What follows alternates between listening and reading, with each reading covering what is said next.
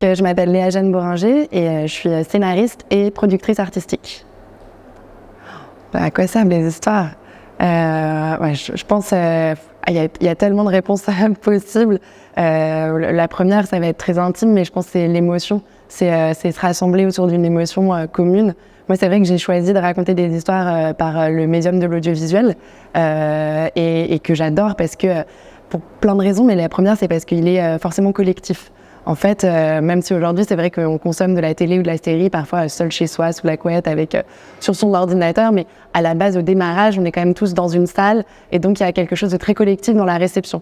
Maintenant, même si on consomme une série sous sa couette, tout seul dans son coin, on va en parler, soit sur Internet, sur des réseaux sociaux, ou avec ses collègues à la machine à café, ou avec ses amis lors d'un dîner, d'un débat. Donc ça reste quand même quelque chose qui crée du lien, qui crée du collectif. Et puis après, bon, ça c'est pour le côté un peu cuisine interne, mais je pense que c'est par essence un art qui est forcément collaboratif. C'est pas un art qu'on peut faire tout seul. L'audiovisuel, le cinéma, la série, voilà, c'est pas la peinture sur soi qu'on peut à la rigueur exercer seul chez soi dans sa chambre. Là, on est vraiment sur quelque chose qu'on est obligé de faire avec les autres, que ce soit des co-scénaristes, des réalisateurs, des directeurs de la photographie, des maquilleuses, costumiers.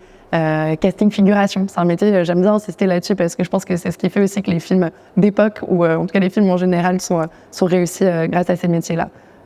Voilà, peut-être à quoi servent les histoires. Créer du lien. Je pense vraiment créer du lien. Je pense aussi protéger l'histoire avec un grand H. En fait, la raconter. Moi, c'est un sujet. J'ai fait mon master en philosophie à Sciences Po Lille et je me suis intéressée aux histoires vraies, les films inspirés d'une histoire vraie et notamment la place du fait divers dans le cinéma français. Et c'est vrai que c'est quelque chose qui m'a toujours intéressée, de me dire que la meilleure manière de protéger une histoire, c'était de la raconter, c'était de la mettre en lumière et peut-être même de la porter jusqu'à l'écran. Souvent, quand on commence sa carrière de scénariste, on a un peu peur, on n'ose pas trop dire, on se dit on va me piquer mon idée, on va me piquer mon histoire. Alors qu'en fait, non. La meilleure manière, je pense, de protéger une histoire, c'est de la raconter et de la raconter le mieux possible et jusqu'à la porter sur une toile de cinéma ou un écran de télévision, c'est extraordinaire. Donc, je pense que les histoires servent à ça. Elles servent à nous rassembler, à nous réunir, à créer du lien, des choses en commun. C'est un partage et puis c'est aussi une mémoire, une trace sur ce qu'on a pu vivre ensemble ou pas peut-être, mais en tout cas, voilà, les deux. Pour moi, aujourd'hui, l'intérêt de raconter des histoires. Alors, moi, j'ai un parcours qui n'est pas forcément le parcours, entre guillemets, classique. J'ai pas fait d'école de scénario. J'ai une formation littéraire, j'ai fait Sciences Po Lille, puis je me suis formée ensuite à la production à l'ESCP dans le MS Média. Je pense que la narration, que Sciences Po Lille a quand même apporté quelque chose d'extrêmement intéressant, qui est l'esprit de synthèse. Ça a été une super formation. Il y a aussi évidemment la prise de parole en public, qui c'est un art oratoire qu'on pratique beaucoup. Mais c'est vrai qu'il y a eu cet atout d'esprit de synthèse. Puis après, moi, je me suis vraiment centrée sur la philosophie, donc il y a eu beaucoup de recherches. Et donc l'écriture, forcément, quand on fait de la recherche en philosophie, on gratte beaucoup de papier. Donc je pense que c'est aussi un des premiers trucs, c'est si vous voulez écrire, écrivez tous les jours, au moins 20 minutes par jour, même si c'est pour écrire des listes de courses ou ce que vous avez fait, vos rêves que vous avez eus pendant la nuit ou le résumé de votre journée, mais c'est hyper important de pratiquer. Moi, quand j'ai commencé à vouloir écrire, c'était pas forcément tout de suite du cinéma, mais je me rappelle une amie de ma mère qui était romancière m'a dit écris tous les jours 2 heures de description. Fais des descriptions de paysages, de vie, de choses que tu as pu voir dans la journée et il faut s'entraîner. Donc je pense que ça m'a apporté ça. Et puis après, j'ai commencé ma carrière en tant que chargée de production chez Canal+. Donc moi, j'ai commencé par la bande-annonce. C'était une manière de raconter une histoire, mais de raconter la petite histoire d'une grande histoire, donner envie. Il y a un côté un peu pub, même si j'aime pas trop, parce que pour moi, la bande-annonce, c'est un art en soi. Et puis après, d'écrire des blagues et des sketchs. Et puis je me suis formée comme ça. Et aujourd'hui, j'ai la chance d'écrire des séries et des films. Donc, ouais, je pense que mon parcours est plus celui d'un Pokémon qui fait une petite évolution au fur et à mesure. Enfin, peut-être pas encore, je pense que je suis passée de Pikachu à Raichu, mais je sais pas qui est au-dessus de Raichu, mais je sais pas encore. J'en ai plein, je pense à beaucoup de films ou séries que j'ai pu découvrir très jeune. Moi, il y a un auteur en particulier qui m'a vraiment marqué quand j'étais petite, c'est Pierre Gripari. C'est un auteur de contes. C'est vrai que voilà, je fais des métaphores là avec les Pokémon, peut-être un peu maladroite, mais j'adore les métaphores et les contes et les fables. C'est vrai qu'on pense toujours à Grimm, Perrault, mais il y a des auteurs français contemporains de contes, et Pierre Gripari avec les contes de la rue Mouffetard et la sorcière de la rue Mouffetard, les contes de la rue Broca, les contes de la folie Méricourt, et puis pas mal d'autres livres, Prince Pipo. Enfin voilà, il a écrit beaucoup de littérature jeunesse absolument extraordinaire. Je pense qu'il y avait peut-être déjà un peu cette fibre philosophique. Et donc ça a été un des premiers, je pense, maîtres enchanteurs de mon imaginaire. Évidemment, tous les Disney, derrière les Miyazaki, beaucoup. Et puis après, Chaplin. Je pense que mes parents aussi m'ont offert une culture cinématographique très très jeune, très tôt. Jacques Demy aussi. Donc voilà, des gros classiques. Aujourd'hui, je dirais que j'aime énormément les comédies populaires. J'ai un amour profond pour le grand divertissement. Je trouve pas que ça soit une insulte. Enfin, moi, voilà, je pense que Bienvenue chez les Ch'tis, c'est 20 millions d'entrées, c'est un Français sur 3 qui est allé au cinéma. Et c'est extraordinaire. Et je rêverais un jour d'arriver à rassembler de nouveau, en tout cas soit d'y assister, c'est-à-dire qu'il y a une nouvelle œuvre française qui nous permette de tous se retrouver au cinéma. Si un jour je peux en être à l'origine, ce sera encore plus incroyable, mais j'attends un peu ce moment, le retour du métier cinématographique. Non, après, voilà, des références françaises, américaines aussi. J'ai un film de Truffaut, La Nuit américaine, mais parce que peut-être c'est un peu méta, ça parle de nos métiers. Donc c'est un peu ce qui m'a fait rêver, donner envie de faire ce métier-là. Et puis Daniel Thompson, Fauteuil d'orchestre, qui est un de mes films préférés, Palais Royal de Valérie Lemercier, qui est assez incroyable. Et puis après, évidemment, des films américains, des très grands réalisateurs comme Scorsese, voilà, évidemment, qui ont forgé un peu cette envie de grand spectacle aussi, et de ne pas avoir peur de ne pas se limiter dans des fictions trop locales, et de rêver et d'oser faire de la fiction française démesurée, je sais pas, avec beaucoup de budget en tout cas, qu'on peut y arriver. Mais enfin, je pense que Valérie Lemercier est aussi une très grande narratrice, que Daniel Thompson, quand elle propose Fauteuil d'orchestre, c'est vrai que j'ai toujours un peu de mal, et je fais attention à qui je cite, parce qu'il y en a 2-3 autres que j'ai en tête, mais je crois c'est plus tout à fait ok de les citer.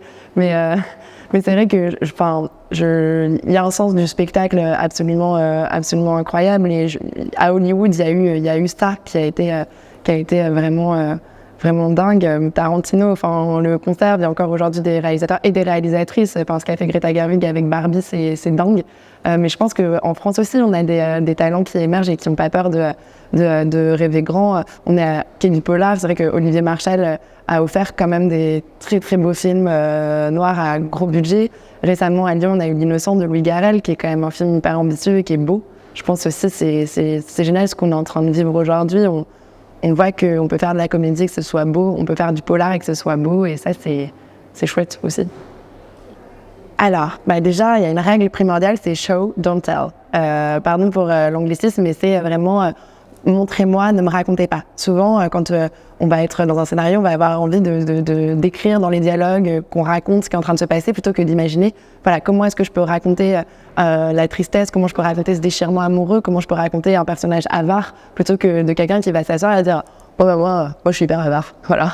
Non, il faut le voir rechigner à sortir son billet de banque pour payer, pour donner des étrennes à sa gardienne. Je sais pas, mais en tout cas, voilà, ça, je pense que c'est la première règle, de faire très attention à ça. Et puis après, c'est des règles finalement qui nous viennent du théâtre classique. Moi, je travaille souvent sur cette règle de un lieu, un jour, une histoire. D'essayer, et ça ne veut pas dire qu'il faut faire que du huis clos et qu'avoir une seule action dans un temps très très réduit, mais c'est vrai que c'est des règles qui vont nous aider à poser notre cadre et notre histoire. Après, et ça s'applique pas qu'au scénario non plus, mais c'est quoi le propos? C'est une méthode québécoise mais que j'adore, c'est de se demander c'est quoi le à propos? Et c'est super de vouloir faire un film policier, super de vouloir faire une comédie romantique, mais ça parle de quoi vraiment au fond? C'est quoi la question qu'on vient poser à travers là, il y a eu un meurtre, ok, il y a une enquête, il y a plein de rebondissements. Oh mon Dieu, on n'avait pas vu venir, mais c'est lui l'assassin. Mais de quoi ça parle derrière, en fait? C'est quoi cette question intime que ça vient poser au spectateur ou à la spectatrice? Ouais. Je pense que moi, j'adore le polar pour une raison qui est que c'est très cadré. il y a un canevas très clair et du coup c'est aussi, c'est pas facile à faire, mais c'est facile à comprendre, entre guillemets. C'est-à-dire que quand on démarre sa carrière d'auteur ou de scénariste, commencer par le polar, et ça a été un peu mon cas, c'est génial. Parce que on sait que quand on va écrire un épisode de 52 minutes des experts, il va y avoir fausse piste 1, fausse piste 2, fausse piste 3. Ah, en fait, la fausse piste 1, c'était la bonne piste. Et finalement, on a un peu presque une feuille de route. On a un guide et on se dit, OK, bon, maintenant, structurellement, en termes d'intrigue, de plot, on sait exactement ce qui va se passer. Et ça, c'est génial parce que ça nous permet de nous intéresser à ce qui fait vraiment la force du polar. Et c'est cet à propos, c'est qu'est-ce que je viens raconter. Je viens pas juste raconter que la victime s'est pris 3 balles dans la tête et qu'elle a été tuée par un mari jaloux parce qu'elle avait une aventure avec un autre homme. En fait, je viens raconter comment est-ce que les hommes peuvent penser qu'ils possèdent le corps de leur épouse. Peut-être qu'en fait, je viens raconter une autre histoire, une histoire de femme qui avait une double identité, qui s'était réinventée, qui avait fui un mari violent et qui avait un double nom et je viens raconter en fait un fait de société. Et puis quelque chose parfois un peu plus touchant, un peu plus intime. Donc je pense que ça, c'est ce qui est très fort dans le polar.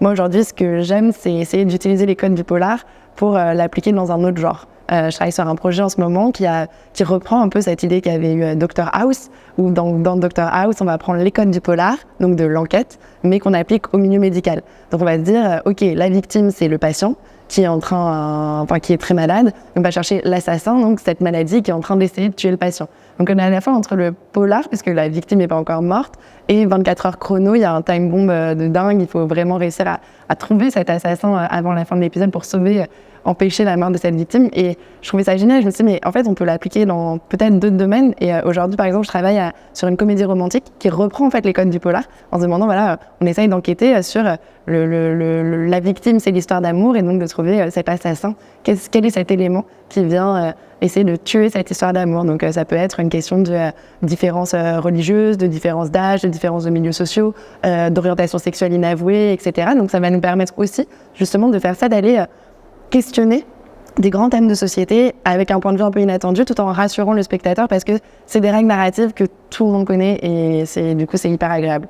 Oui, moi je pense que le mélange des genres, ça peut faire peur parfois, mais c'est ce qui plaît énormément. J'ai cité L'Innocent de Louis Garrel, qui est un film à la fois, il y a tout un peu dans ce film. Il y a ce côté histoire de famille entre une mère et un fils, une histoire d'amour, une histoire de deuil, une histoire de braquage. Donc on parle d'amour, de famille, de braquage, mais tous les films le sont en fait. C'est idiot de dire c'est un film de braquage, ça parle que de ça. Bah non, Ocean's Eleven, c'est George Clooney, il veut récupérer Julia Roberts, sa femme qui l'a quitté pour un autre homme. En fait, ça nous parle de relations, ça nous parle d'amour, ça nous parle de famille, de groupe, et de pourquoi on est là pour s'entraider les uns les autres.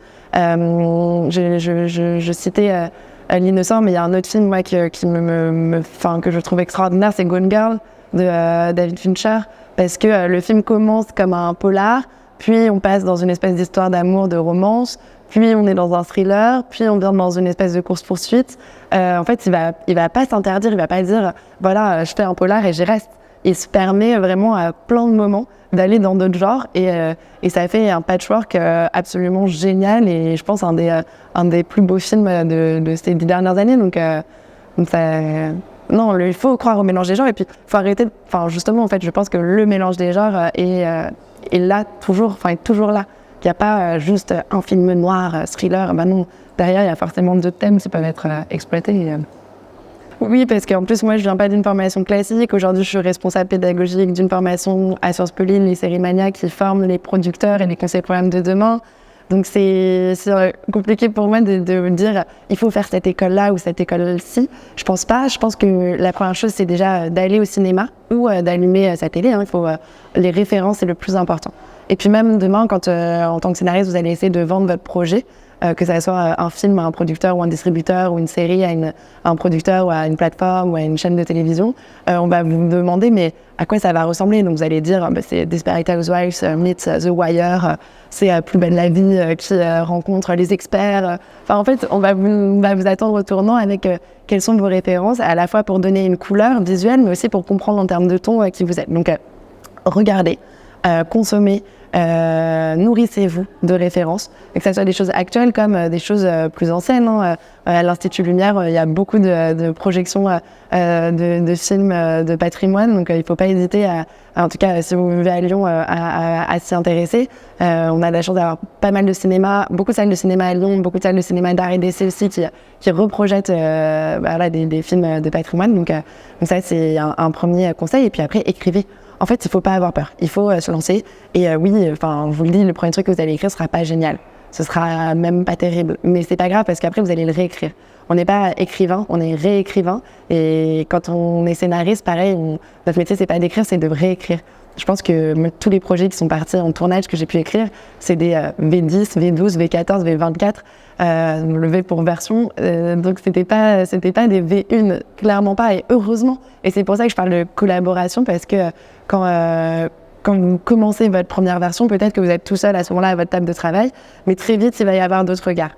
Et puis, il ne faut pas hésiter à parler. Moi, j'ai un problème avec le génie solitaire. Je trouve qu'on nous a trop appris que Rimbaud, il a écrit tout seul Les Fleurs du Mal à 16 ans dans sa chambre.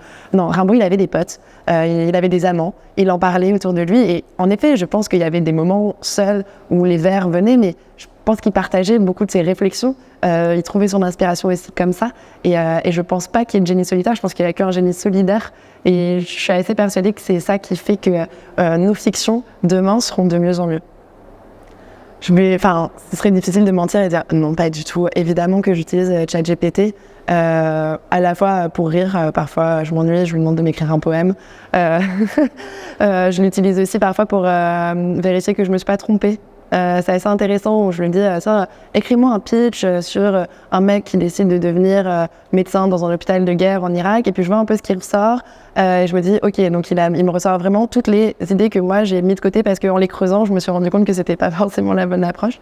C'est un outil et ça va le devenir. Ce serait idiot de dire de le refuser, de le rejeter et de vouloir s'en passer. Je pense que ça va nous aider dans la recherche. Maintenant, je pense, en tout cas, c'est ma vision, mais que ça reste un outil de documentation. En fait, c'est pas un outil de créateur. L'intelligence artificielle n'est pas créatrice.